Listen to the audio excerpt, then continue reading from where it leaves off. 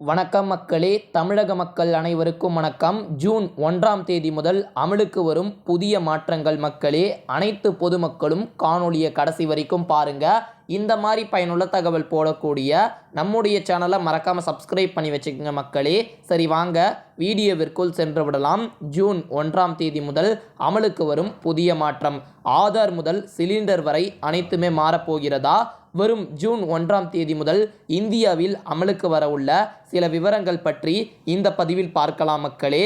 முதலாவதாக எரிவாயுவின் சிலிண்டர் விலை. சர்வதேச சந்தையில் கச்சா எண்ணெயின் விலையை கருத்தில் கொண்டு ஒவ்வொரு மாதத்தின் 1ஆம் தேதியையும் வைத்து எரிவாயு சிலிண்டரின் விலை எண்ணெய் நிறுவனங்கள் மாற்றி வருகிறது மக்களே.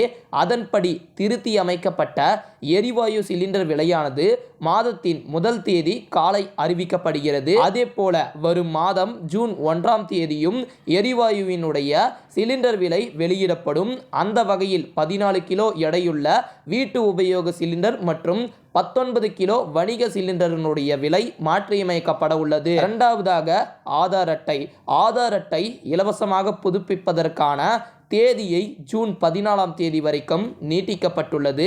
அதாவது நாம் எந்த ஒரு கட்டணமும் இல்லாமல் ஆதாரை புதுப்பிக்கலாம். இதுவே நீங்கள் ஆதார் மையத்திற்கு சென்று திருத்தங்களை மேற்கொண்டால் ஒவ்வொரு திருத்தத்திற்கும் ரூபாய் 50 கட்டணம் கொடுக்க வேண்டும் என்பதை நினைவில் கொள்ளுங்கள். மூன்றாவதாக ஓட்டுநர் உரிமம். ஜூன் 1ஆம் தேதி முதல் ஓட்டுநர் உரிமத்தை பெறுவதற்கு ஆர்டிஓ அலுவலகத்திற்கு செல்ல வேண்டியதில்லை. டிரைவிங் ஸ்கூலுக்கு சென்று ஓட்டுநர் உரிமத்தை பெற்றுக்கொள்ளலாம் என்றும் சொல்லியிருக்கிறாங்க.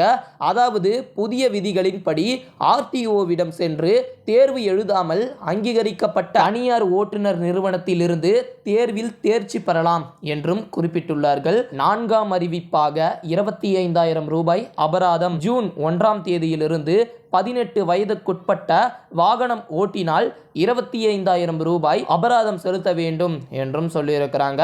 சாலை விபத்துக்களை தடுக்க இந்த ஒரு நடவடிக்கை எடுக்கப்பட்டுள்ளது. இந்த மாதிரி பயனுள்ள தகவலை உடனுக்குடன் தெரிந்து கொள்ள நம்முடைய சேனலை சப்ஸ்கிரைப் பண்ணுங்க.